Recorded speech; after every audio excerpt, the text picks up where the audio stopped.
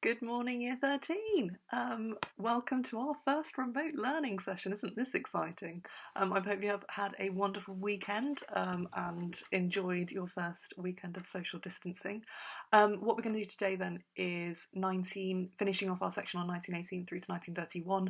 I'm just going to recap the Conservative government successes of 24 to 29 and sort of evaluating that.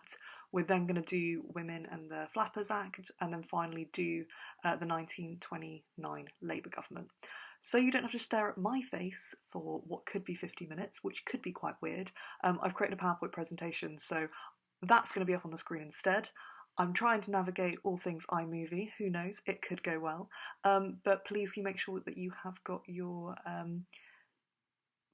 your booklets out and you are ready to get taking some notes. Right, let's get started.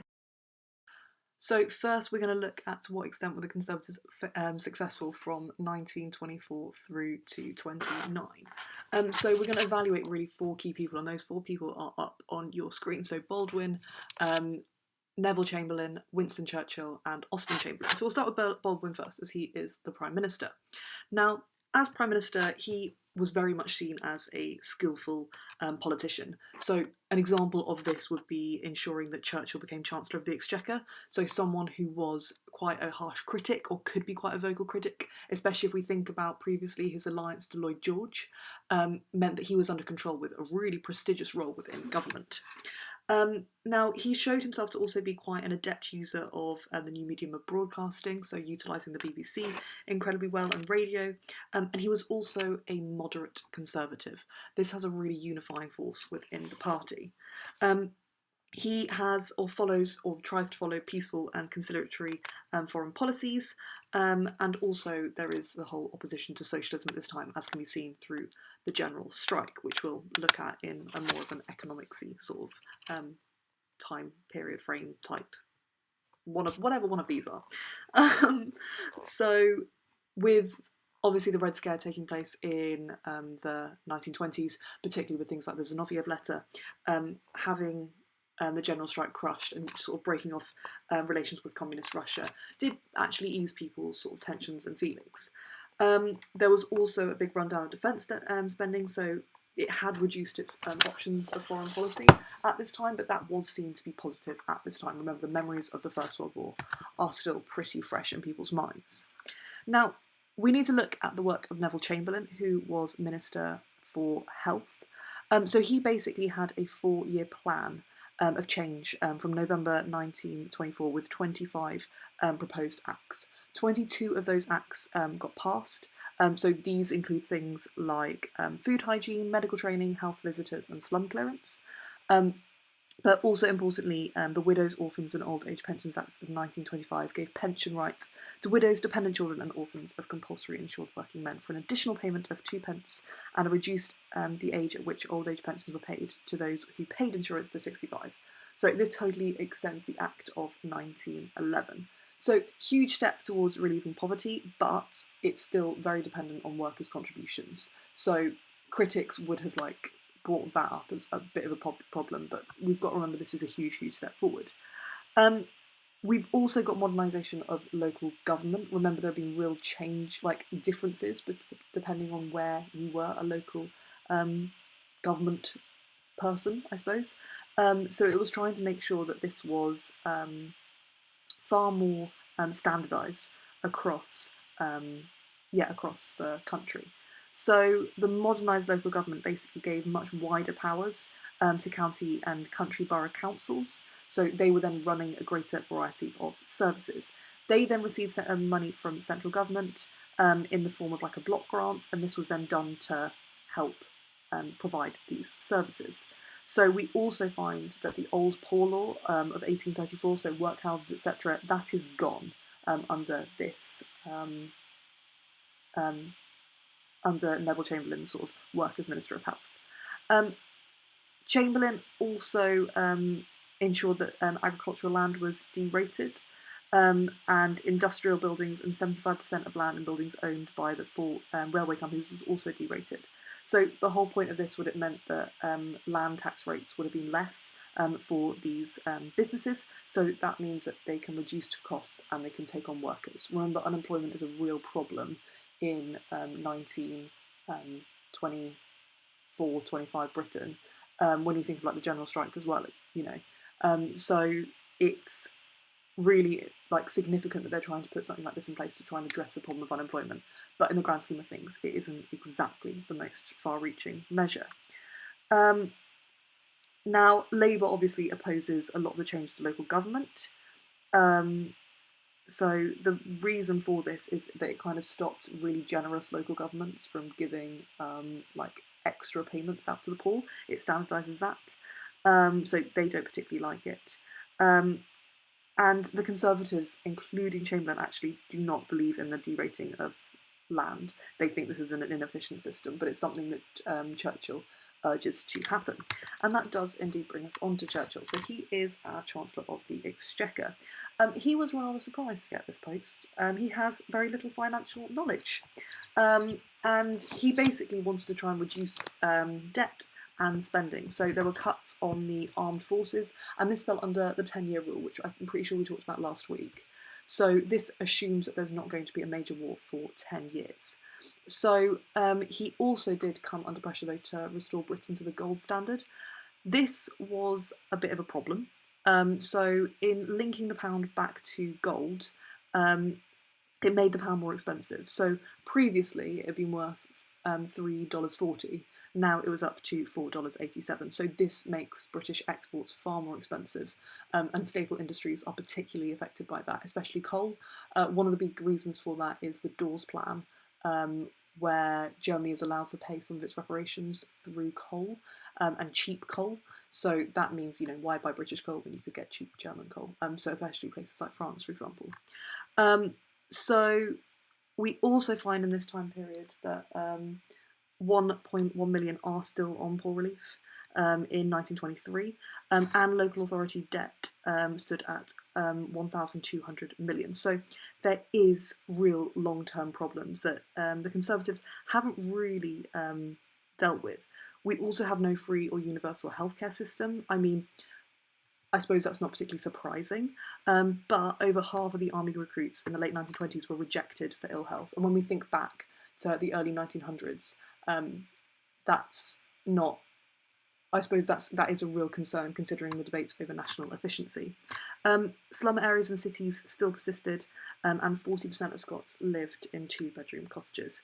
So I know these aspects of social reform have to be taken into consideration, and the perspective of the time, but this sort of economic policy really shows little ability to deal with these long-term problems. So how about foreign policy? And that brings us to the last gentleman on your screen, who is Austen Chamberlain. So he refused to accept the Geneva Protocol, which Macdonald had urged the League of Nations to create. So Britain continued to support the League, but in a more general way, and sort of put more pressure on the idea of individual treaties. So the most important of these was the Locarno Pact of 1925. So that was signed by France, Belgium, Italy and Germany. This was a non-aggression pact between Germany, Belgium and France. This is guaranteed by Britain and Italy. So this guaranteed Germany's western frontiers, but said nothing about her eastern frontiers, which Germany did really resent because, what could stop Russia from coming and taking them? Especially sort of things like the loss of land to Poland, and also it banned any union with Austria. So we also have the 1928 Kellogg-Briand Pact, where 65 countries outlaw war. So in a time where promoting peace is important, that's really significant. We also find that Labour's trade agreement with Russia ends. So we have other sort of key treaties as well at this time. So, well, in terms of, which one did I want to say? Have I done the Locarno Treaty? Oh. Maybe I have. Sorry, I'm getting confused. We have one of the reasons that Britain doesn't want to get as overly involved with all things the League of Nations is because of problems within their empire. So British forces are really trying to keep order in India, and I suppose one of the problems with ensuring peace in all countries, Britain looks incredibly hypocritical when they are there trying to, reduce conflict and commitment to peace in Europe, but they're not really doing the same over in India. So foreign policy of 1920s was probably as successful as it could be. There wasn't really any immediate threat to peace, so Britain could reduce her armaments. Played a bit of a role in agreements, but not overwhelmingly so. They were seen, so Austen Chamberlain was seen as a respected statesman. And we also had the Washington Naval Treaty at this time as well, which was kept in place, and they were very happy, and America was very happy about that. The rural crisis was over. And we have at this point sort of started, I suppose, appeasing to an extent countries like Japan, who are starting to get a little bit more nationalistic in their sentiment. But on the whole, the Conservative government, I suppose, do we judge them harshly for their role and for their work in 1924 to 29? And I suppose it very much depends on the circumstances. Staple industries were declining. Britain was in a huge amount of debt. The post-war boom was sort of long forgotten. So I think, given the circumstances, we shouldn't judge them too harshly.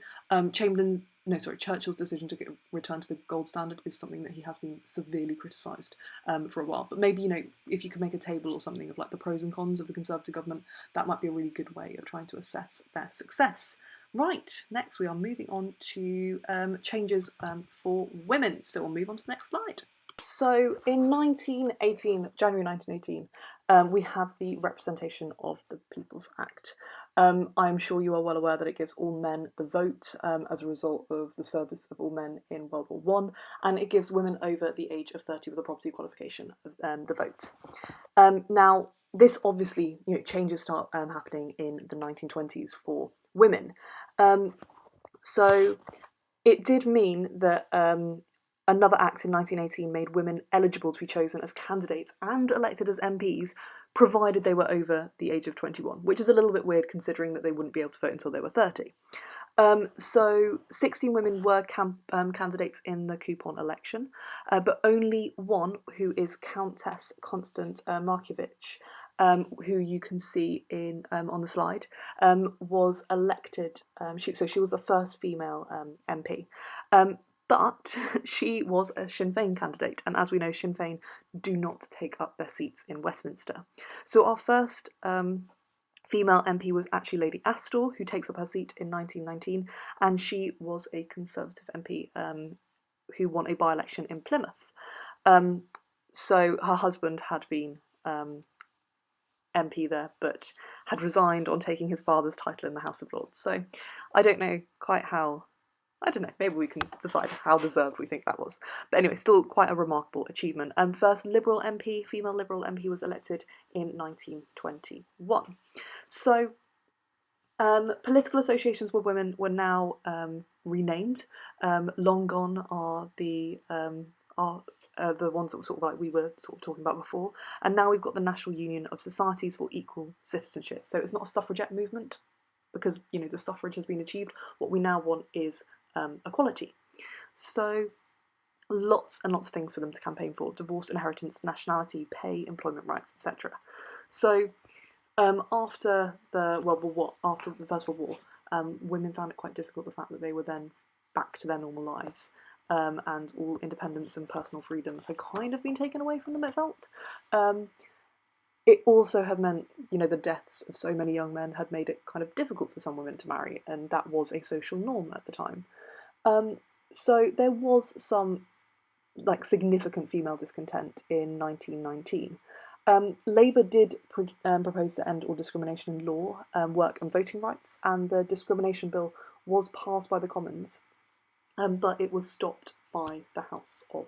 But we must acknowledge that some progress was made with the Sex Discrimination Removal Act, which did give women entry to the legal profession, and also to do jury service. By 1922, lots more women were on local councils, where married women could now get elected, and also peeresses in their own right could now sit in the House of Lords. By 1923, we have 8 female MPs. There were also changes in law to help women, so opening of civil service posts at all levels to women, and increasing the maintenance paid by fathers to children born outside of marriage. Divorce laws were also equalised in 1923, and in 1925, men and women were given equal rights of custody over their children. And the Criminal Justice Act of 1926 ended the presumption that a married woman might be forced to commit a crime by her husband. Now, by 1928, it was very obvious that it was completely absurd and unfair that not all women had the vote. So the Flapper Act was passed. It was named the Flappers Act after the sort of liberated young women of the 1920s who smoked, danced, wore short skirts. I've got a picture there to demonstrate an example of what a flapper might have been like. And it enfranchises all women between the ages of 21 and 30. The Act is passed 387 votes to 10. Now, how equal were women? I'm pretty sure we can all agree that equality was still a very, very long way off, but huge sort of steps forward had been made. And I think particularly with the Flappers Act of all women being able to get the vote on equal terms as men, that is significant. But also think about it in proportion or with other countries at this time. This had happened in the States many years before and in Germany, so Britain was a little bit behind the mark here, and that's why the Flappers Act was kind of seen as being a little bit absurd that it had to get passed in 1928 and why it hadn't been done significantly before. So next is, why does Labour take office in 1929?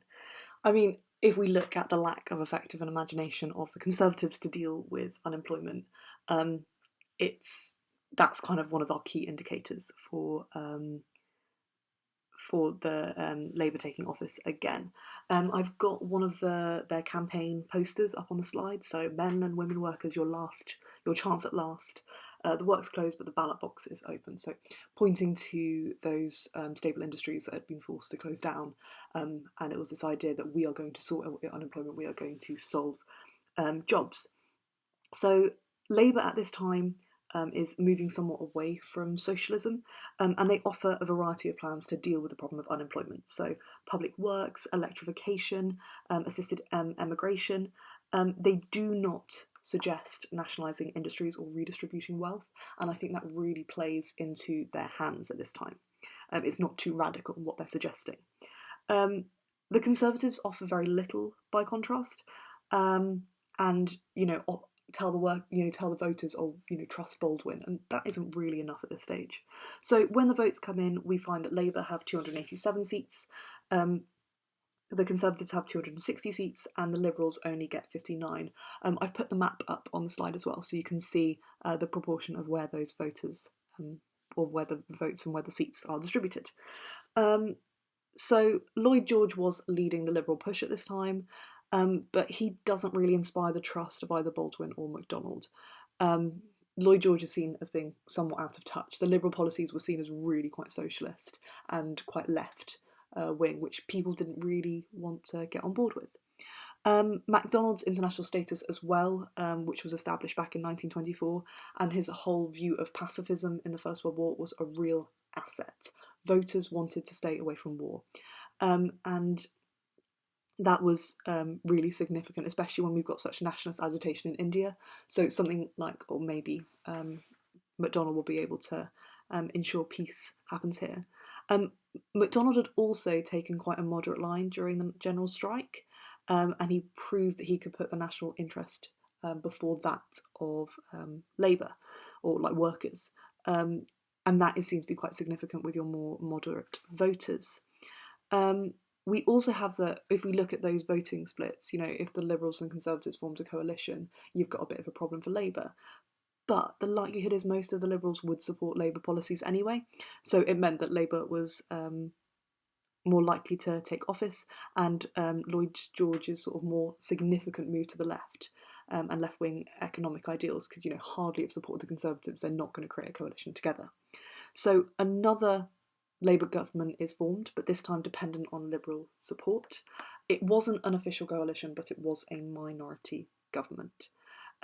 It did have to make sure it maintained Liberal support, though, but there was a lot more security than that of 1924. Right, let's start having a look at their policies then. So we are going to start with domestic measures and the domestic policies that Labour introduced. So we first have the Housing Act of 1930. Where it restored the subsidies for local authorities to build houses that had been given in 1924 by the Wheatley's Act, but been reduced by the Conservatives. It also began subsidies for slum clearance. These slums were mainly in inner cities and were generally sort of old, neglected, and really unhealthy places to live. So powers were kind of used to acquire and demolish privately owned properties, and these sort of slum clearances were put into place across the country. This single act led to the clearance of more slums than any time previously and the building of 700,000 new homes. An act in 1933 under the national government extended slum clearance, and the acts led to more low-cost housing, mainly in the form of flats in urban areas, a little bit like the one on your screen. We then have the Unemployment Insurance Act of 1930. This basically simplifies matters of unemployed insurance. So it restored the cuts that the Conservatives have made in unemployment provision, and it increased the number of workers who were eligible for transitional benefit, so the money paid when their payments under unemployment insurance scheme ran out. So Labour was able to use a surplus in the fund that had been created by compulsory insurance premiums paid by workers during the 1920s to sort of pay for this. And we do find, though, that by 1931, because of the Wall Street crash, unemployment rises significantly, and so the insurance income has to be reduced. The Act of 1930 had not actually anticipated such a large rise in unemployment, so when the national government comes in, cuts are made to this. So, you know, the sums involved under Labour weren't particularly generous anyway. So it's 30 shillings a week for a married couple with 2 children. So, you know, a cut of 10% was was really quite severe when that comes into place. We also have the Road Traffic Act, and you've got a picture of the Highway Code was introduced in 1930 under this act.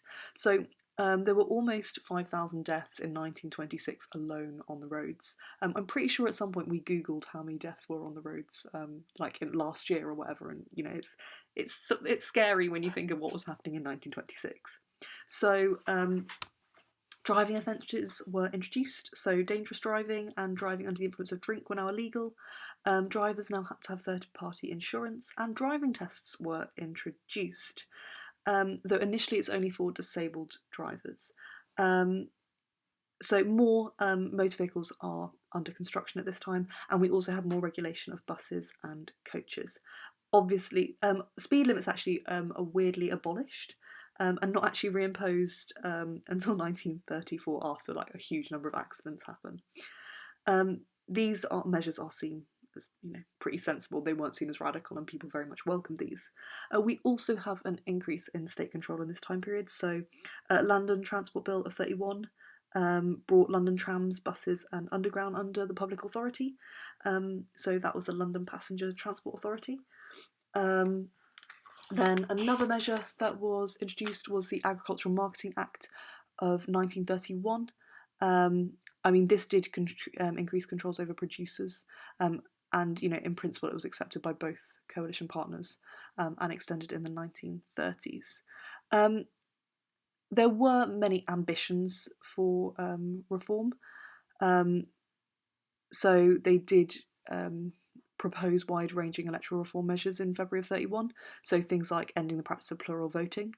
There was also a proposal to reform the system of voting by introducing the single transferable vote system in place of the existing ballot. But that was totally rejected. There was also the Lords also rejected an education bill to raise the school leaving age to 15 in February 31. And the Trades Dispute Bill to amend the Trades Disputes Act of 27, which would have made general strikes illegal, was also defeated. We've also got to remember the position in which the Labour Party is in. They're a minority government. They're not going to get everything through. They've got to be moderate in their policies. We're also in the background of um, a of the Wall Street crash and a Great Depression, and that leads us on very well to how well did Labour deal with economic problems facing Britain in 29 to 31. So all of this needs to be considered with the background of the Wall Street crash. So there was a catastrophic fall in world trade from 68,640 million in 1929 to 26,600 million in 1932. This did hit Britain particularly hard, though across the developed world there was very high employment and falling prices.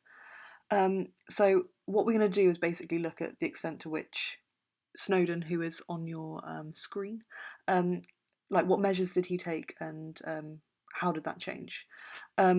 You also need to be thinking about like the change in exports for Britain and imports.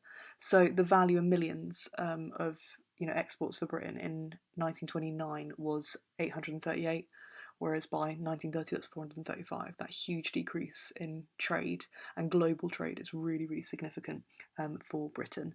We also see unemployment figures. So 1929, there was 1.2 million people unemployed. By 1931, this has more than doubled to 2.7 million. So the rigid beliefs of Snowden was that the budget needed to be balanced, and he did oppose any devaluation of the pound, which, to be honest, might have been a good idea to start off with. So he wanted to try and avoid excessive public borrowing or spending, and didn't want to sort of work with deficit finance, so involving more borrowing or higher taxes. He was thought that was immoral or unacceptable. So Snowden initially decides to overcome the problem of overproduction and maintain prices and trading opportunities for smaller number of more efficient concerns. So this is kind of the basis of our Coal Mines Act of 1930, which followed recommendations of rationalisation in the industry. So this basically meant that there was a national regulation of production, supply and sale of coal. So collieries were divided between 21 districts, and this all reported to a central council, which set the district quotas and minimum prices. The working hours of miners were cut to 7.5 hours a day, and the government did sort of fear a more efficient industry would mean fewer workers, so progress towards change did kind of go quite slowly because they don't want to affect those figures of unemployment. We also have the 1931 Agricultural Marketing Act, again trying to encourage efficiency and maintain prices. Producers sort of were compelled to join this, and the aim was to create more efficient farming to help maintain prices. Only one group really make use of the act, and that's the hop growers, and they succeeded in raising the very low price of hops paid by the brewers to 70%. Prices weren't sustained though, as brewers sort of protested and refused to pay, and by 1934 the prices fell. So this was kind of the government developing more of a national power over private industry in attempt to sort of meet these economic problems. But this on its own isn't going to deal with unemployment or falling trade, and the policy isn't really carried out that vigorously. Public works were also introduced to get people back to work. So the Development Loan and the Colonial Loan Acts of 1929 provided 42 million of public works at home and in the Empire, so for example Western Australia. So George Lansbury commissioned some public works. So the Lido in London's Hyde Park was constructed. You also had obviously the building of council housing and slum clearance required labour, but there were limits, and actually 42 million in the grand scheme of things is not that great for this problem. There was also the sort of idea of bringing together quite radical measures such as ending free trade and actually have interference in the banking industry of direct government intervention. This was proposed, and we also have Oswald Mosley proposing extensive public works, especially like for roads. and a big reorganisation of government with a special department to take complete control of economic resources. Um, but obviously, this isn't something that was accepted, and Mosley's very radical package was rejected by Snowden, who thought that more straight state control was way too dangerous. Tariff reform was also seen as going against the traditional policy of keeping food cheap. Remember, this idea of free trade meant cheap food was something very much ingrained into the nation's psyche. Um, and, well, when his Mosley's proposals are rejected, he obviously then goes off and forms the British Fascist Party, and follows in the or tries to follow in the footsteps of his hero Mussolini. Now, MacDonald needs expert advice on all of these economic problems. The Macmillan Committee was set up in November 1929 to investigate banking and finance, and then the Gregory Committee met to discuss unemployment pay, and then we have the May Committee met to consider government expenditure. Um, so all of this was to try and advise the government on how best to deal with this economic problem. And that all brings us very nicely to our formation of the national government and why it formed, which would be your next pack, because this all leads to our banking crisis and the European banking crisis of 1931, when Austria's major bank, which is on your screen, the Credit Anstalt, collapsed. And British bankers lent the bank 4.3 million to try and help this crisis out.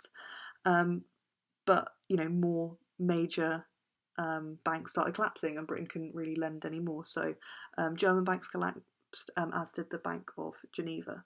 So this is where our British reserves fall to 133 million by the 1st of August, and that brings us up to what we did with the national government. Right, I hope this has been useful. Go back through, pause, listen to the bits that you need. If you've got any questions, I'll create a Google Doc for us to sort of comment and question or ask things on, so I can help you out if you need a little bit more clarification on anything. Right, thanks a lot all.